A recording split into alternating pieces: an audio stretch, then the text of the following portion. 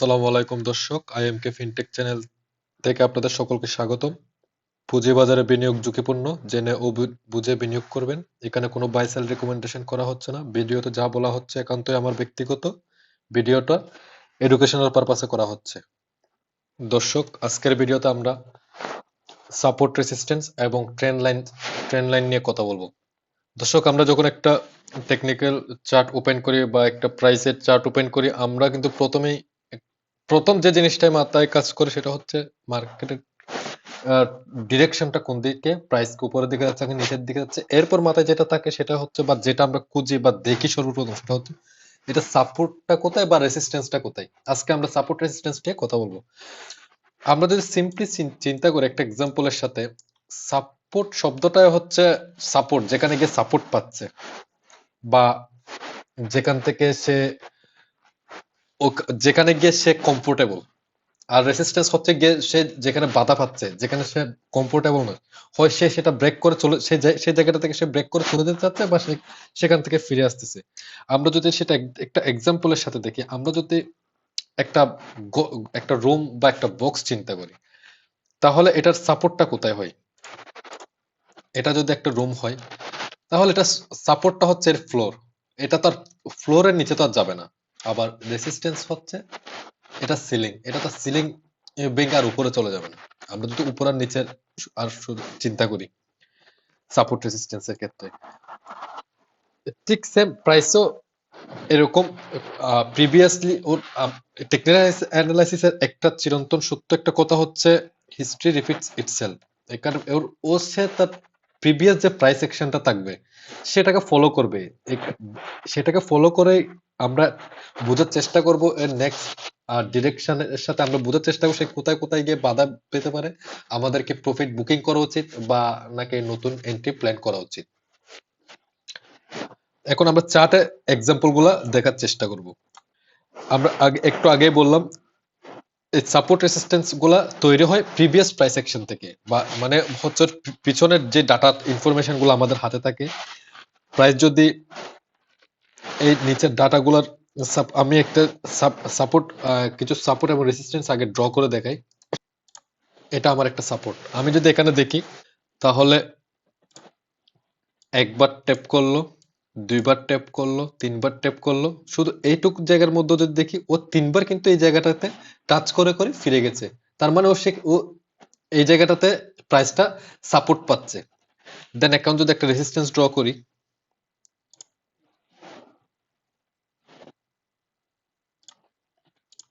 এই জায়গাটাতে একবার ট্যাপ করলো, আবার এই জায়গাতে ট্যাপ করলো। এখন সাপোর্ট এবং রেজিস্ট্যান্সের ক্ষেত্রে এটা শুধু দুইবার বা তিনবার ট্যাপ করবে এমন কোনো কথা নেই। ও অনেক প্রিভিয়াস ডাটার থেকে আমরা বুঝতে পারি অনেকবার এই জায়গাতে এসে সাপোর্ট পেতে পারে। রেজিস্ট্যান্সের ক্ষেত্রে সেম, অনেক জায়গায় রেজিস্ট্যান্স পেতে পারে। আমরা জাস্ট একটা ভার্টিক্যাল লাইন, হরিজন্টাল লাইন দিয়ে আমরা বোঝার চেষ্টা করলাম সাপোর্ট বা রেজিস্ট্যান্সটা কি। আমরা আরো এক্সাম্পল দেখব। যেমন এটাও কিন্তু এক প্রকার সাপোর্ট, পরে রেসিস্ট্যান্সে, প্রথমে রেসিস্ট্যান্স ছিল, পরে সাপোর্টে পরিণত হয়েছে। কিভাবে সেটা দেখেন। প্রাইস এখান থেকে উপরে গেল, রেসিস্ট্যান্স পেল, চলে আসলো। এখানে রেসিস্ট্যান্স ব্রেক করলো, এটাকে আবার সাপোর্ট হিসেবে টেস্ট করে উপরের দিকে চলে গেল। পরবর্তীতে সে আবার এখানে এসে টেস্ট করলো। তাহলে এখানে একবার, এই জায়গাটাতে একবার, এই জায়গাটাতে একবার। তো আমি যদি সাপোর্ট এবং রেসিস্ট্যান্স মিলে হিসাব করি, এটাও কিন্তু একটা প্রথমে এটা রেসিস্ট্যান্স ছিল, পরে সাপোর্টে পরিণত হয়েছে। এরকম আরো আরো এক্সাম্পল দেখতে পারি। আমরা যদি লঙ্গার টাইম ফ্রেমে যাই, সাপোর্ট রেসিস্ট্যান্স গুলো আরো ক্লিয়ার বোঝা যাবে। যেমন আমি যদি আবার ড্র করি, আমাদের কারেন্ট প্রাইস অ্যাকশন, রিসেন্ট যেখানে প্রাইস আছে ওইখানেও যদি দেখি, একবার, দুইবার, তিনবার, চারবার, পাঁচবার, এখানেও ছোট টাইম ফ্রেমে কিন্তু একটা ট্যাপ করছিল প্রাইস। তাহলে তাহলে এখানে আমরা সাপোর্ট পাচ্ছি, একটা রেসিস্ট্যান্স পাচ্ছি, বাট এই রেসিস্ট্যান্সটা যখন ব্রেক করে উপরে চলে যাচ্ছে, সেই রেসিস্ট্যান্সটা কিন্তু আবার সাপোর্টে পরিণত হচ্ছে। বাট সবচেয়ে কিন্তু সাপোর্ট এবং রেসিস্টেন্স বরাবর একটা প্রাইস পয়েন্টকে হিসাব না করে একটা জোনকে হিসাব করাটাই বুদ্ধিমানের কাজ। কারণ প্রাইস একদম এক্স্যাক্টলি বরাবর সেম প্রাইস থেকে প্রাইস রিভার্স করবে, এটা কোনো গ্যারান্টেড কোনো কিছু না। সেজন্য আমাদের জন্য সুবিধা হয় যদি এটাকে আমরা সাপোর্ট না ধরে যদি একটা সাপোর্ট জোন বা রেসিস্ট্যান্স জোন হিসেবে এটাকে কনসিডার করতে পারি। সেজন্য আমরা কি করতে পারি, এখান থেকে এতটুক পর্যন্ত নিলাম যতটুক ট্যাপ করছে।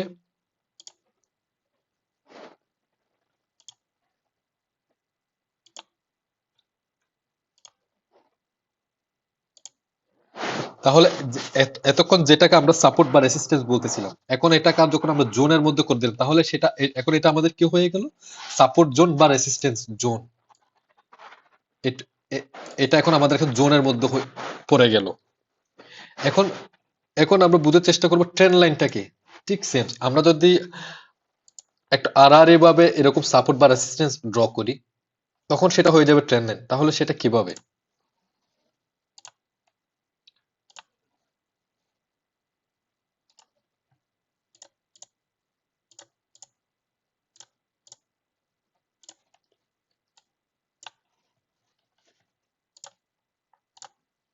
আমরা যদি আবার ড্র করি, তাহলে মার্কেট এখানে একবার রেসিস্ট্যান্স পেল, এখানে একবার রেসিস্ট্যান্স পেল, এখানে একবার রেসিস্ট্যান্স পেল, এখানে একবার রেসিস্ট্যান্স পেল, ফাইনালি ব্রেকআউট করলো। তাহলে সাপোর্ট রেসিস্ট্যান্স এবং ট্রেন্ড লাইন গুলো হচ্ছে যেখানে গিয়ে প্রাইস হয় সাপোর্ট পাচ্ছে না হয় রেসিস্ট্যান্স পাচ্ছে, এবং যেখান থেকে প্রাইস রিভার্স করতেছে, ওই ওই অংশ ওই জায়গাগুলোকে আমরা সাপোর্ট সাপোর্ট লেভেল বা রেসিস্ট্যান্স লেভেল বলতেছি, বা ট্রেন্ড লাইন দিয়ে আমরা ড্র করার চেষ্টা করি। বাট আমরা যখন একটা জোন ড্র করে দিচ্ছি, ট্রেন্ড লাইনের ক্ষেত্রে জোন করা যায়, বাট নর্মাল ট্রেন্ড লাইনের ক্ষেত্রে একটা বা দুইটা এরকম সুইং যোগ করে কিন্তু ট্রেন্ড লাইন ড্র করা হয়। সেক্ষেত্রে জোনের প্রয়োজন পড়ে না। ট্রেন্ড লাইনের ক্ষেত্রে হয়তো চ্যানেল ড্র করা যায়, প্রাইসটা এরকম একটা চ্যানেলের মধ্যে চ্যানেল ব্রেকআউট করলে আপনি ট্রেড প্ল্যান করতে পারেন। এখন আমরা দেখার চেষ্টা করব সাপোর্ট রেসিস্ট্যান্স কিভাবে কাজ করে এবং এটা কিভাবে আমরা ইন্টারপ্রেট করে আমরা ট্রেড প্ল্যান করতে পারি, বা আমরা সাপোর্ট রেসিস্ট্যান্স আরো কিছু উদাহরণ দেখব কিছু স্পেসিফিক স্ক্রিপ্টে।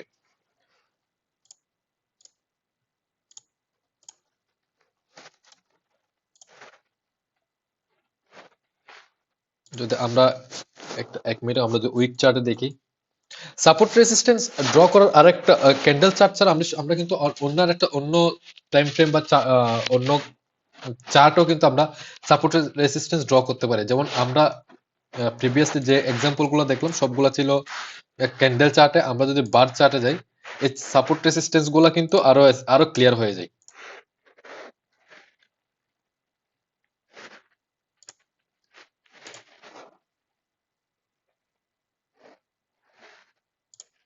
আপনি এই অংশ এই অংশগুলোকে ধরে একটা রেসিস্ট্যান্স ড্র করতে পারেন।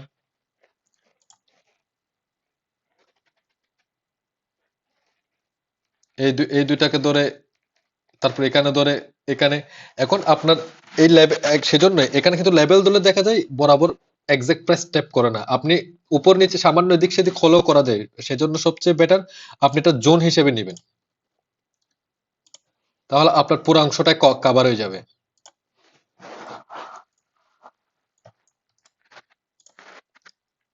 তাহলে সাপোর্ট এবং রেসিস্ট্যান্সকে আমরা যদি আবার একটু রিপিট করি, এই যে সুইং গুলা বারবার একটা জায়গা থেকে ফিরে আসতেছে, হায়ার সুইং গুলা, তাহলে এই সব সুইং গুলা যদি আমি একসাথে যোগ করে দিই, তাহলে এটা হয়ে গেল আমার রেসিস্ট্যান্স।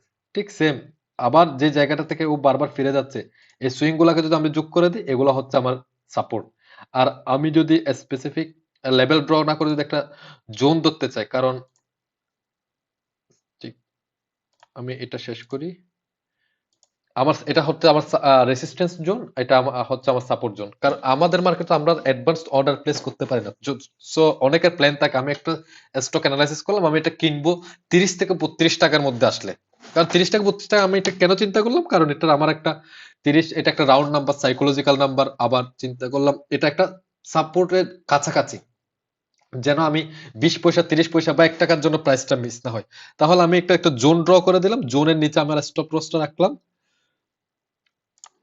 জোনের নিচে আমার স্টপ লস একটু নিচে করে স্টপ লসটা রাখলাম, এবং আমি আমার রেসিস্ট্যান্স জোনের নিচে আমার আমার টার্গেট থাকবে। কারণ আমি যদি চিন্তা করি আমি বরাবর রেসিস্ট্যান্সের পিক পর্যন্ত ধরবো, প্রাইস ওখানে নাও যেতে পারে, সামান্য নিচে, এখানে সামান্য নিচের থেকেও প্রাইস পড়ে যেতে পারে, তাহলে আমার হয়তো তখন আমি প্রফিট বুক না করে আমার এটা অনেকটা ড্র ডাউন হয়ে যেতে পারে। আর ট্রেন্ড লাইনের ক্ষেত্রে এই সুইং গুলা যখন আমরা আড়াআড়ি ভাবে 2টা বা 3টা সুইং কে যখন আড়াআড়ি ভাবে যোগ করে দিব, সেটা হয়ে যাবে আমার ট্রেন্ড লাইন। সেটা উপরের সুইং গুলো দিয়েও করা যায়, নিচের সুইং দিয়েও করা যায়। আমরা যদি চার্টে আরো কয়েকটা এক্সাম্পল দেখতে চাই,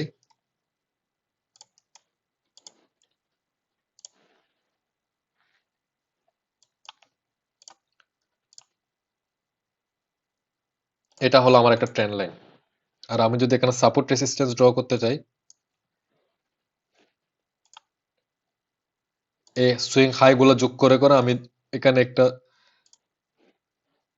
এখানে আমি এটা রেসিস্ট্যান্স ড্র করলাম এই দুটা দেখে, বাট আমি দেখতেছি এখানে এটা পরে সাপোর্ট হিসেবে কাজ করতেছে। আবার যদি এখানে দেখি, এখানে রেসিস্ট্যান্স হিসেবে কাজ করলো, পরে এটা সাপোর্ট হিসেবে কাজ করতেছে। আরো দুইটা যদি দেখি,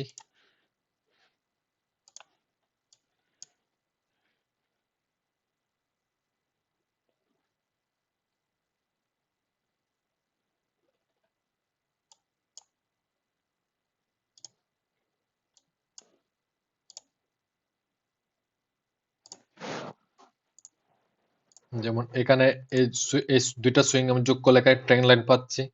আবার এখানে সুইং গুলো যোগ করে আমি এখানে সুইং গুলো, এখানে একটা সাপোর্ট এটা রেসিস্ট্যান্স ছিল, পরে সাপোর্ট হিসেবে কাজ করছে। আবার যখন প্রাইস ব্রেক করছে এটা রেসিস্ট্যান্স হিসেবে কাজ করছে, এখন ব্রেকআউট হচ্ছে, ট্রেন্ড লাইন ব্রেকআউট পাচ্ছি, সুইং এখানে রেসিস্ট্যান্স ব্রেকআউট পাচ্ছি।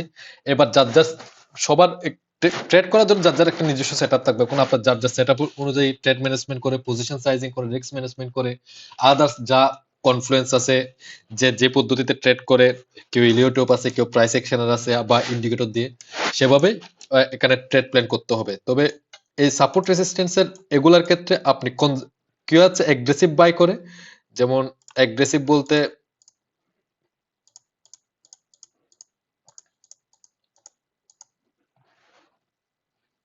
কেউ আছে এই হাই গুলা ব্রেক করার পর এখানে ট্রেড প্ল্যান করে, আবার কেউ আছে কনজারভেটিভ, কারণ জানে প্রাইস বাড়লে এটা কারেকশন করবে।